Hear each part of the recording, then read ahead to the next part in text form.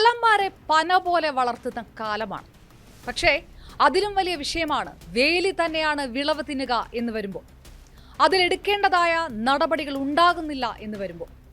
പേരാമ്പ്ര സംഘർഷത്തിൽ പോലീസിനെതിരെ ഷാഫി പറമ്പിൽ MP നടത്തിയ ഗുരുതരമായ ആരോപണവും പിരിച്ചുവിടപ്പെട്ട് എന്ന് പറയുന്ന പോലീസ് ഉദ്യോഗസ്ഥൻ അഭിലാഷ് ഡേവിഡ് സസ്പെൻഷൻ മാത്രമാണ് താൻ നേരിട്ടത് എന്ന മറുവാദവുമൊക്കെ ഉയർത്തുന്ന വലിയ വിഷയം മറ്റൊന്നുകൂടിയാണ്.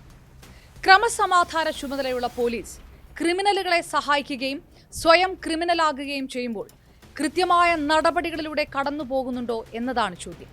അതിന് ഇല്ല എന്ന് മാത്രമാണ് ഉത്തരം. ഗുണ്ടാബന്ധങ്ങൾ, സാമ്പത്തിക തട്ടിപ്പുകൾ, പീഡന കേസുകൾ, ഇതിലൊക്കെ പെടുന്ന എത്ര പോലീസ് ഉദ്യോഗസ്ഥരെ പിരിച്ചുവിട്ടു എന്ന ചോദ്യത്തിന് മുഖ്യമന്ത്രി സഭയിൽ നൽകിയ ഉത്തരം രാഷ്ട്രീയ വിഷയമായി ഉയരുന്നു. 2016 മുതൽ 2024 മെയ് 31 വരെ 108 പോലീസ് ഉദ്യോഗസ്ഥരെ അഴിമതി, മാഫിയ ബന്ധങ്ങൾ, ക്രിമിനൽ പ്രവർത്തനങ്ങൾ എന്നിവയ്ക്കൊക്കെ പിരിച്ചുവിട്ടു എന്ന് മുഖ്യമന്ത്രി പിണറായി വിജയൻ നിയമസഭയിൽ പറഞ്ഞെങ്കിലും 50-ൽ താഴെയാണ് കഴിഞ്ഞ 10 വർഷം കൊണ്ട് പിരിച്ചുവിട്ടതെന്ന് ക്രൈം റെക്കോർഡ്സ് ബ്യൂറോയുടെ കണക്ക് വരുന്നു.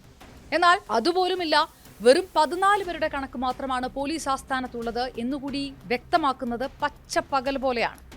അപ്പോൾ ഈ 144 പേരെ പിരിച്ചുവിടണമെന്ന ശുപാർശ സർക്കാർ ചെയ്താലും ശരിക്കും പിരിച്ചുവിട്ടിരുന്നു? അതോ ദീർഘകാലം സർവീസിൽ നിന്ന് ലീവ് എടുക്കാതെ മാറി നിന്നവരെയൊക്കെയാണോ പിരിച്ചുവിട്ടത്? ചോദ്യങ്ങൾ പലതുണ്ട്. വിവാദമായ കസ്റ്റഡി മർദ്ദനം അടക്കമുള്ള കേസുകളിൽ പിരിച്ചുവിടാതെ വെറും സസ്പെൻഷനിൽ ഒതുക്കി നിർത്തുന്ന കാഴ്ച ഏറ്റവും പുതിയ സംഭവങ്ങളിൽ പോലും ജനത്തിന്റെ മുന്നിലുണ്ട്. അപ്പോൾ ഏതൊക്കെ കേസിലാണ് ശരിക്കും പിരിച്ചുവിട്ടിട്ടുള്ളത്? അങ്ങനെ സർക്കാർ ഉദ്യോഗത്തിൽ നിന്ന് പിരിച്ചുവിടുക എളുപ്പമാണോ?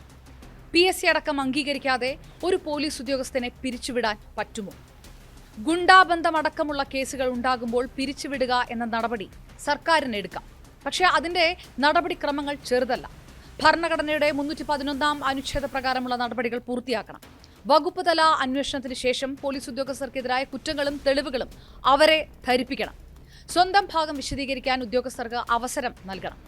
പക്ഷേ ഇതിനൊക്കെ ശേഷം ഇതേ പ്രതിയായ പോലീസുകാരന് ഇതിനെതിരെ കോടതിയിൽ പോകാം. കോടതിയിൽ എന്ത് നിലപാടെടുക്കാം എന്ന് തീരുമാനിക്കേണ്ടത് സർക്കാർ അഭിഭാഷകനാണ്. സ്വാഭാവികമായും രാഷ്ട്രീയ സ്വാധീനമുണ്ടെങ്കിൽ കളങ്കിതരായ പോലീസുകാരന് കോടതിയിൽ നിന്ന് തന്നെ ഉത്തരവ് നേടി തിരിച്ചു വരിക സർക്കാർ വാദത്തിന്റെ ശക്തിയും ദൗർബല്യമൊക്കെ അനുസരിച്ച് ആയിരിക്കും. എന്നാൽ ഇതുപോലും സാധാരണ നടക്കാറില്ല എന്നതാണ് തമാശ.